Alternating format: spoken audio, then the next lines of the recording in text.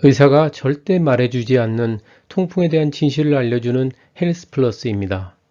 통풍을 비롯한 많은 난치 질환에 대해 그 어디서도 들을 수 없었던 정확하고 새로운 정보를 상세하게 알려줍니다.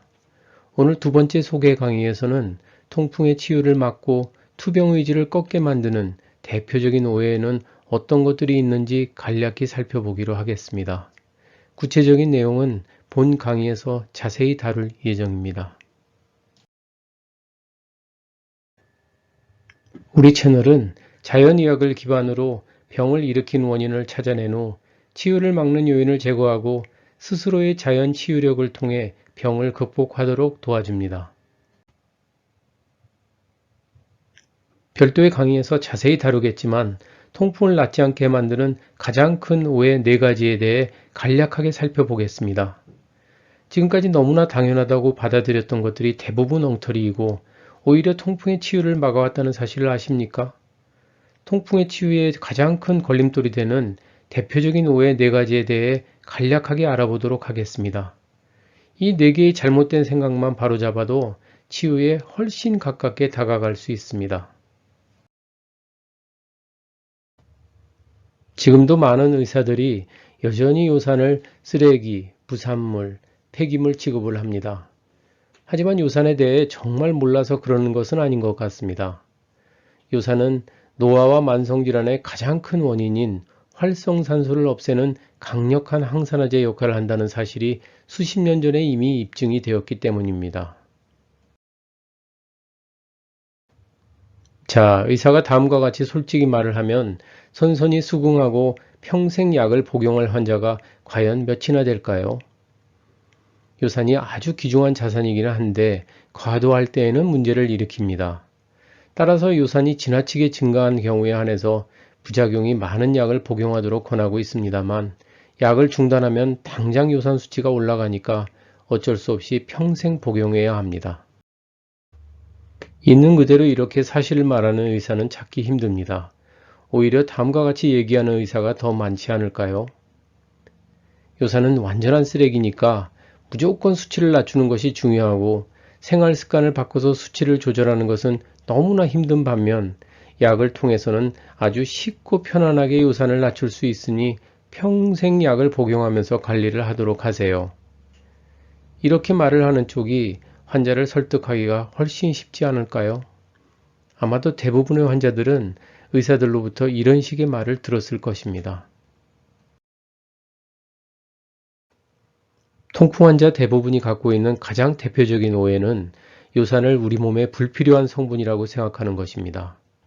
그런데 만약 요산이 쓰레기라면 콩팥을 통해 몸 밖으로 모두 내다 버릴 텐데 90% 이상 대부분 회수를 합니다. 요산은 쓰레기가 아닌 우리 몸의 귀중한 자산임을 먼저 인식해야 합니다. 별도의 강의를 통해 요산이 폐기물이 아니라는 사실을 확인시켜 드리겠습니다. 두 번째 오해로 많은 사람들이 퓨린 제한 다이어트를 해야 통풍이 개선된다고 생각합니다. 의사든 누구든 통풍과 관련이 있는 사람이라면 통풍의 원인으로 퓨린이 많이 든 음식을 섭취했기 때문이라 말을 합니다. 아마존 같은 사이트에서 통풍에 관한 책을 찾아봐도 대부분이 퓨린 섭취를 줄이는 식사법에 관련된 것들입니다. 요산은 퓨린으로부터 생성이 되니까 퓨린이 많은 음식을 먹으면 요산 수치가 올라가면서 통풍이 악화되거나 유발된다는 것이죠. 계란에 콜레스테롤이 많으니까 계란을 먹으면 콜레스테롤 수치가 올라간다는 완벽히 잘못된 정보와 다를 것이 전혀 없는 완전한 오해입니다. 지금까지 너무나 당연시되어 왔던 통풍을 유발한다는 퓨린의 정체, 과연 우리가 제대로 알고 있었던 것일까요? 하지만 아주 오래전부터 퓨린의 섭취와 통풍과는 관련이 거의 없다는 사실이 드러나 있었습니다. 마침내 2022년 대한 류마티스 학회에서도 통풍 환자를 위한 개정된 생활수칙을 발표합니다. 통풍을 개선하려면 생활 습관 조절이 필요하며 음주, 과식, 과당음료 등 3가지를 피해야 할 대표적인 잘못된 식습관으로 꼽고 있고 그간 그렇게나 많이 강조하던 퓨린이 많이 든 음식에 대한 제한은 슬그머니 빠지고 말았습니다.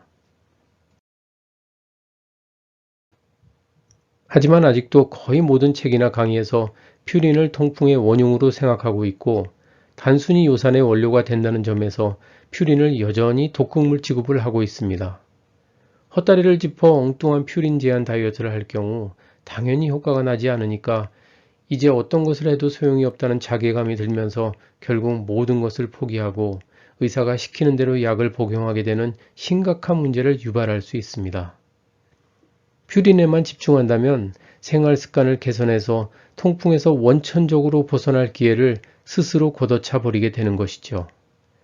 퓨린을 제한해도 통풍 개선에는 별반 도움이 되지 않는다는 사실을 2번의 강의를 통해 자세히 다룰 예정입니다. 요산은 이미 수많은 질병에 아주 중요하고도 의미 있는 유발요인으로 간주되고 있습니다. 세 번째로 많은 오해는 요산은 오직 통풍에만 관련이 있다는 것입니다.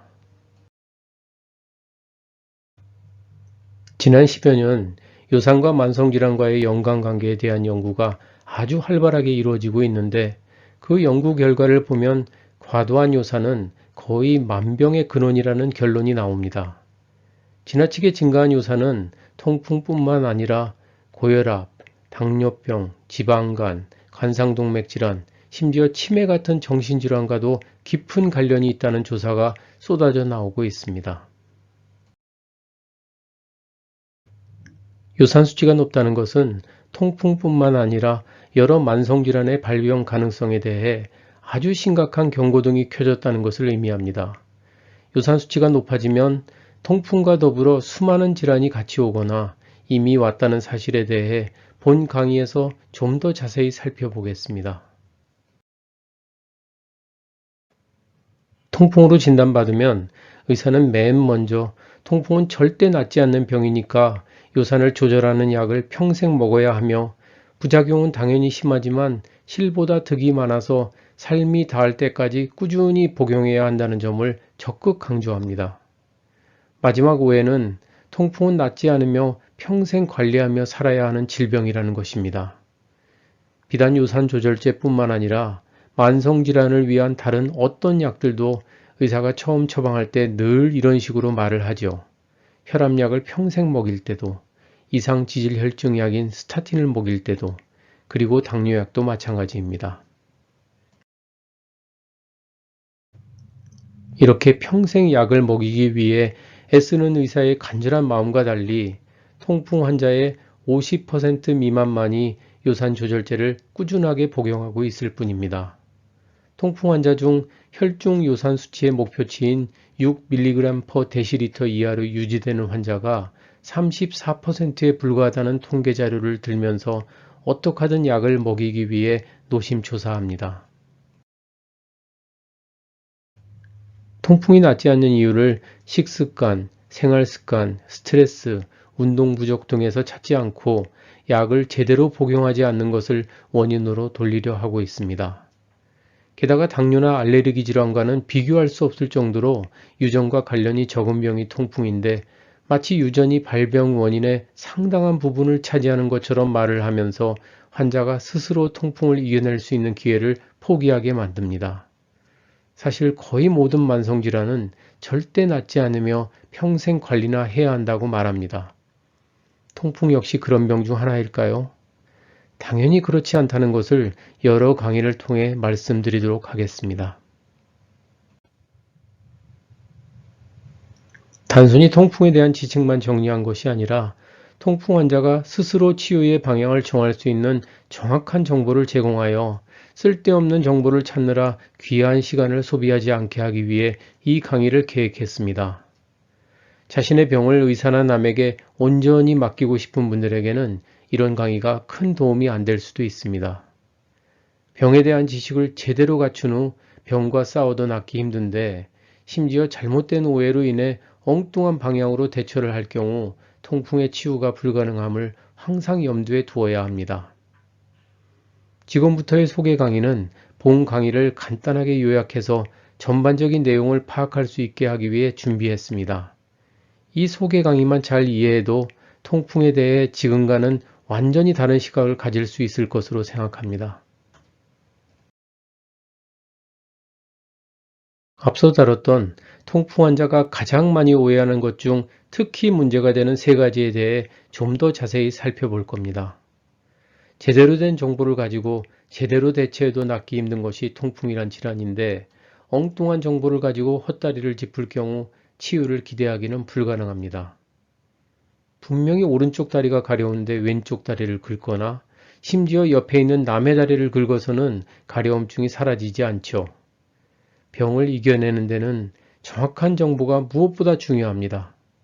먼저 요산은 쓰레기가 아닌 우리 몸의 귀중한 자원이라는 사실을 확실히 인식해야 치유에 한 걸음 성큼 다가설 수 있습니다. 두 번째, 퓨린을 엄격히 제한하는 식사가 통풍 개선에 아주 중요하다는 말도 너무나 자주 듣습니다.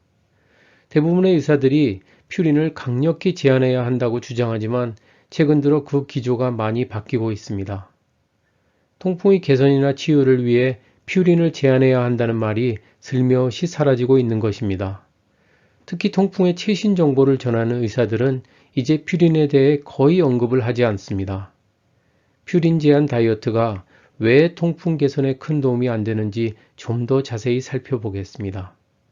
반드시 섭취하지 말아야 할 식품은 그대로 먹으면서 엉뚱한 퓨린만 제한하는 다이어트는 통풍의 치유에 전혀 도움이 되지 않고 환자의 투병 의지만 꺾을 뿐입니다.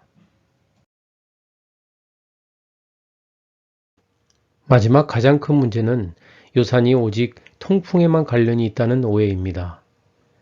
요산이 증가하면 통풍뿐만 아니라 수많은 만성질환을 유발한다는 사실이 속속 밝혀지고 있습니다. 요산이 증가할 경우 사람에 따라 통풍이 올 수도 있고 고혈압이나 당뇨병이 먼저 올 수도 있으며 때에 따라서는 통풍과 이들 질환이 동시에 나타나기도 합니다.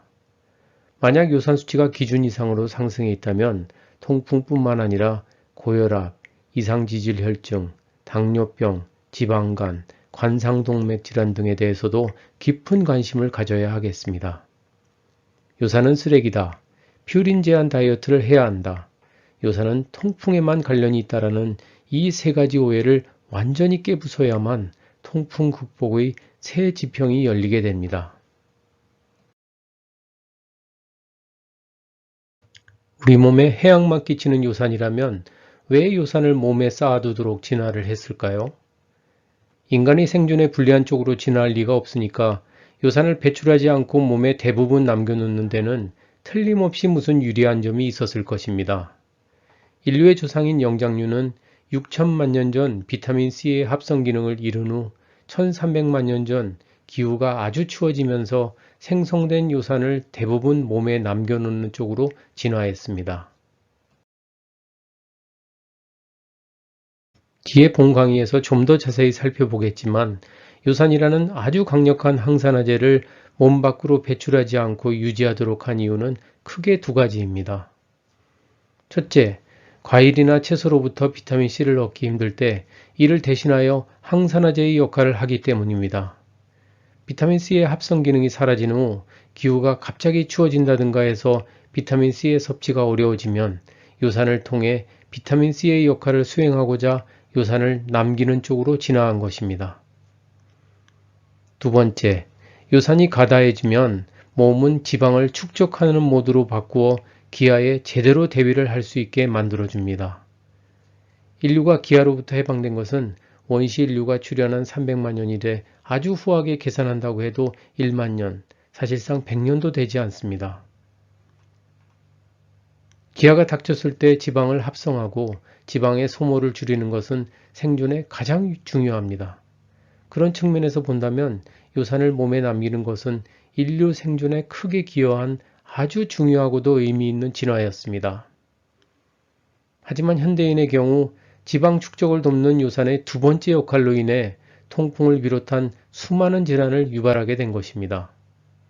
잘못된 식사를 하거나 과식으로 인해 요산 수치가 급증했을 뿐인데 우리 몸은 기아가 닥쳐서 요산 수치가 오른 것으로 착각한 후 지방 축적이 필요하다고 오해하여 몸을 지방을 쌓는 모드로 바꾸는 바람에 통풍을 비롯한 다양한 만성질환이 생기는 것입니다. 요산이 증가하면 통풍뿐만 아니라 각종 대사질환이 연이어 쏟아져 나타나는 이유가 여기에 있습니다. 다른 포유류와 달리 요산을 몸에 남기도록 진화한 이유에 대해 본 강의에서는 좀 더 자세히 살펴보겠습니다. 이 강의에서는 퓨린에 대해서 자세히 살펴보고 퓨린 제한 다이어트가 통풍에 도움이 되지 않는다는 사실을 좀 더 구체적으로 알아보겠습니다. 퓨린이 통풍의 원흉일 경우 퓨린을 철저히 제한하면 당연히 요산 수치가 개선될 겁니다. 그렇다면 아예 굶는 다이어트를 할 경우 퓨린을 전혀 섭취하지 않으니까 요산 수치가 아주 좋아지지 않을까요? 하지만 일반인의 막연한 기대와 달리 단식을 해서 퓨린의 공급을 완전히 중단하면 오히려 요산 수치가 급증합니다. 퓨린을 제한하는 다이어트를 하려는 열정의 반이라도 제대로 된 다른 데 쏟는다면 통풍을 훨씬 더 빨리, 훨씬 더 효율적으로 개선할 수 있습니다. 의사가 절대 말해주지 않는 통풍의 비밀을 알려주는 헬스 플러스입니다. 이상으로 통풍에 대해 갖는 대표적인 오해 4가지를 주제로 한 두 번째 강의를 마치겠습니다. 이 강의가 도움이 되었다면 구독과 좋아요, 알림 설정까지 부탁드립니다. 그리고 시간이 나신다면 통풍 극복을 위한 다양하고 풍부한 정보가 들어있는 저희 통풍 전용 웹사이트를 방문하셔서 많은 정보를 얻으시기 바랍니다. 링크는 더보기란에 다시 적어 놓겠습니다. 그리고 통풍을 비롯 관련된 모든 만성질환에 대해 직접 문의를 할 수 있는 카톡 채널이 개설되어 있으니 아이디로 친구 추가를 선택한 후 저희 카톡 아이디인 골뱅이 통풍을 입력하시면 연결이 됩니다. 어디 물어볼 데가 없어서 항상 답답한 마음을 가지고 있던 분들은 어떤 질문이든 좋으니 언제든지 문의 주세요. 최대한 신속하게 답변 드리겠습니다. 헬스 플러스는 여러분의 자연 치유력 회복에 최선을 다합니다. 감사합니다.